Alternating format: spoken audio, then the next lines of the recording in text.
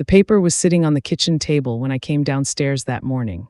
A neat stack, maybe 12 pages, clipped together with a black binder clip, a pen placed directly on top like someone had gift-wrapped a trap. My son-in-law Raymond was standing near the coffee maker with his back to me, pouring himself a cup like it was any other morning. My daughter Vivian was seated at the table with her hands folded, not eating, not reading, just waiting. She had the look on her face that I had been seeing more and more over the past 2 years, that carefully arranged expression that was trying to be gentle and was not quite managing it. She said, "Mom, we just need you to look at a few things. It is nothing complicated, just some paperwork to make things easier going forward." I pulled out a chair, I sat down, I looked at the stack of papers. Then I looked at my daughter, and I said very quietly, "Vivian, I'm going to need you to call your attorney and tell him to prepare for a much longer conversation than he was expecting." The coffee maker beeped. Nobody moved. "My name is Eleanor Marsh. I am 69 years old. I was born in Harrisburg, Pennsylvania, the youngest of 4 children in a family that did not have much money but had an abundance of pride and an even greater abundance of stubbornness, which I inherited in full. I married Thomas Marsh in 1979 when I was 22 years old. Thomas was a civil engineer. We built a life together in Central Virginia over 4 decades, raised 1 daughter, acquired property, saved carefully, and grew old in the way that people who work hard and plan ahead are supposed to grow old. Thomas passed away from a heart attack in 2018. He was 64. He was here on a Thursday evening watching baseball on the couch and gone by Friday morning. The speed of it nearly broke me. What came after is what I am here to tell you. Thomas and I were not flashy people. We drove practical cars. We took 1 vacation a year, usually somewhere within driving distance, the Outer Banks, the Shenandoah Valley, once a memorable trip to Quebec that Thomas talked about for years afterward. We owned our home outright, a 4-bedroom colonial on 2 acres that Thomas and I had bought for $210,000 in 1988 and paid off by 2004. We also owned a small commercial property on the edge of town, 2 retail units we had purchased in 2001 as a long-term investment. Both had been rented continuously for years and generated steady income. Thomas had been meticulous about finances his entire life. He kept physical folders for every account, every deed, every insurance policy, organized by year and category in a filing cabinet in his home office. When he died, I knew exactly where everything was because he had shown me exactly where everything was. That was the kind of man he was, prepared, thorough. He trusted me completely, and I had earned that trust over 39 years. Our daughter Vivian was 38 when Thomas died. She had married Raymond Kowalski 11 years earlier. Raymond worked in commercial real estate, which meant he understood property values, contract language, and leverage, and he was not shy about applying any of those skills in his personal life when he thought the situation called for it. Vivian was smart and capable, but had always leaned on Raymond for financial decisions, the way some people lean on a wall, not because the wall is always right, but because leaning had become the habit. I had never fully trusted Raymond. Thomas had reservations about him too, though he kept them private out of loyalty to Vivian. What I can tell you is that within 6 months of Thomas's funeral, Raymond had begun asking questions that had no business being asked. Questions about the commercial property, questions about whether I had considered downsizing the house, questions about what my plans were, as if grief had a planning schedule and I was already behind on mine. I gave the first year the benefit of the doubt entirely. Raymond's questions, Vivian's gentle suggestions that maybe the house was too big for one person, the occasional comment about how complicated it must be to manage property alone at my age. I told myself they were concerned. I told myself that people express concern clumsily, especially around death and money, and that I should not read too much into it. I focused on getting through the year. I kept the house. I managed the rental property. I handled Thomas's estate with the help of our longtime attorney Gerald Foss, who had known Thomas and me for over 20 years and who processed everything cleanly and efficiently. By the end of the first year, the house was in my name, the commercial property was in my name, the investment accounts were restructured, and everything was documented and accounted for. I was not drowning. I was not confused. I was a widow in her 60s managing her affairs competently, which apparently was not the picture Raymond had been counting on. The second year, the suggestions became more frequent and more specific. Vivian started talking about a continuing care community 40 minutes away that she said was beautiful and had a wonderful social calendar. She showed me a brochure. I told her I was 67 years old, in good health, and living independently in a house I owned free and clear, and that I would revisit the conversation if and when it became relevant. Raymond started talking about property management being a young person's game. He said the rental units needed updating and that the market had shifted and that he had contacts who might be interested in making an offer if I ever wanted to simplify things. I told him I appreciated the information and that Gerald handled all matters related to the property. Raymond did not like that answer. I could see it in the way his jaw moved when I said Gerald's name. Somewhere in the middle of year 2, I stopped simply noticing and started documenting. I kept a small spiral notebook in the drawer of my nightstand. Every conversation that felt off went into that notebook. Date, time, who was present, what was said, word for word as close as I could get it. When Raymond mentioned the property for the 3rd time in a month, I wrote it down. When Vivian suggested, casually, that it might make sense to add her name to the house deed just in case something happened to me, I wrote it down. When I overheard Raymond on a phone call in my own guest room using the phrase, "We just need to get her to move on the house before she talks to anyone else," I wrote down every word I could hear and the date and the exact time, and I called Gerald Foss the following morning before Raymond and Vivian had finished their breakfast. Gerald listened to all of it. Then he said, "Eleanor, come in this week. We have some things to put in place." I was in his office by Wednesday. Over the following 4 months, Gerald and I restructured everything with the same quiet thoroughness that Thomas had always applied to our finances.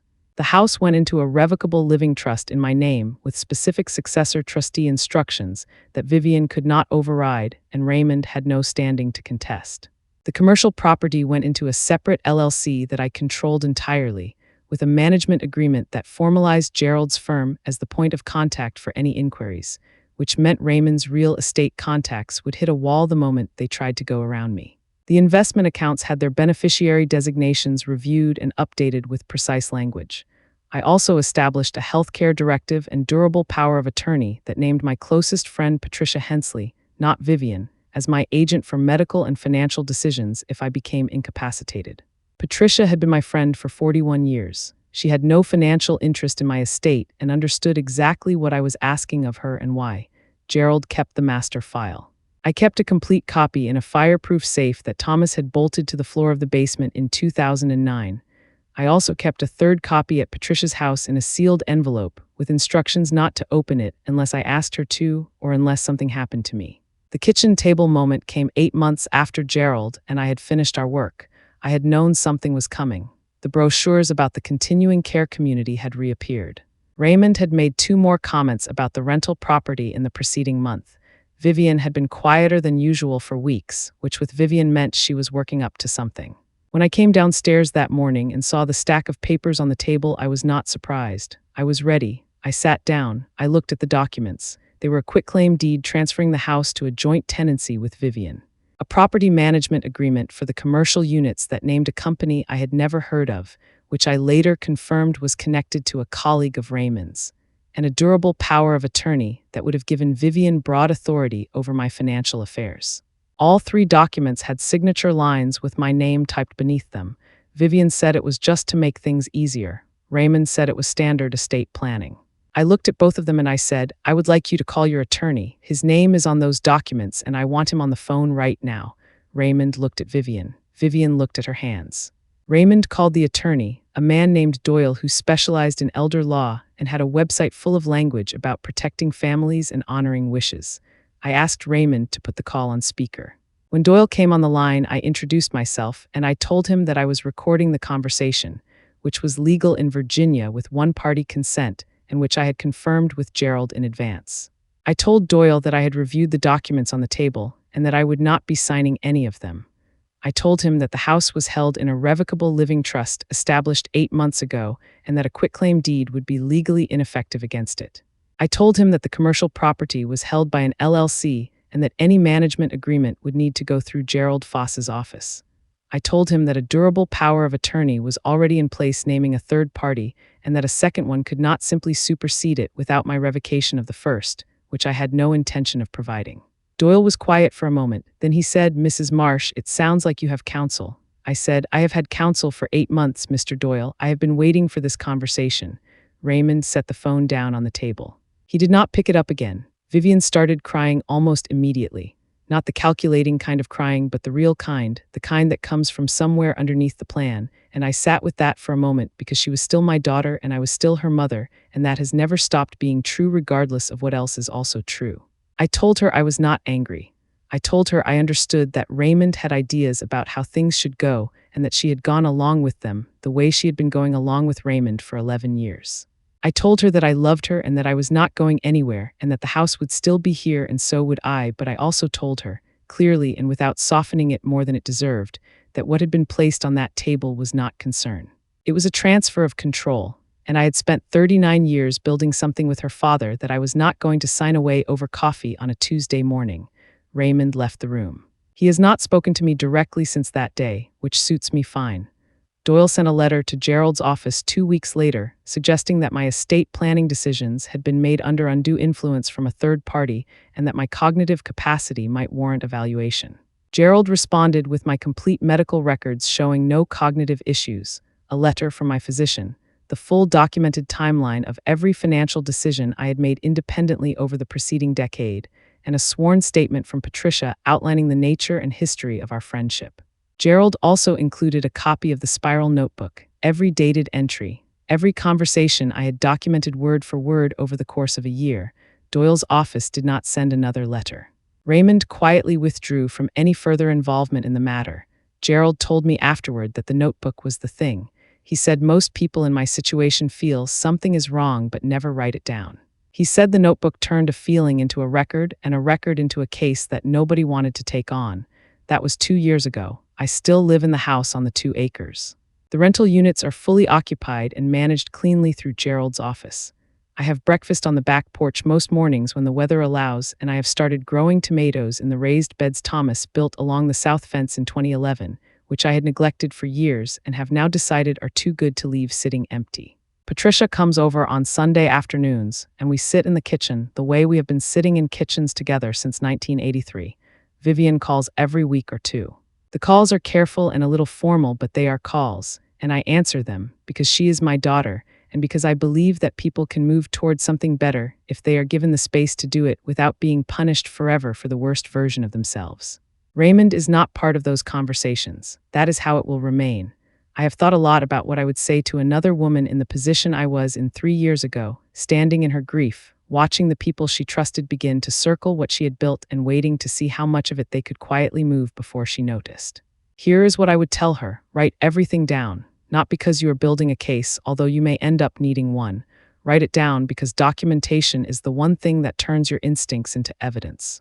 Call your attorney before you think you need to, not after the papers are on the table, before. Because by the time the papers are on the table, the other side has already had months to prepare and you are being asked to react instead of respond. And understand that protecting what you built is not selfish. It is not suspicious. It is not a sign that you do not love your family. It is a sign that you respect 40 years of work and the person you built it with and the life you are still living. Thomas worked for every dollar in that house. I was not going to sign it away to make someone else's morning easier. My name is Eleanor Marsh. I am 69 years old. I outlived my husband, survived my grief, raised a daughter who lost her way for a while and may yet find it again, and sat across a kitchen table from a stack of papers designed to take everything I had left and said no with the confidence of a woman who had already done her homework. They tried to make me sign everything away. They had no idea I was already prepared. The pen they left on top of that stack never touched a single page. If this story stayed with you, leave a comment below. Tell me where you are watching from. There are more of us out here than anyone wants to admit, and every single one of your stories deserves to be heard too.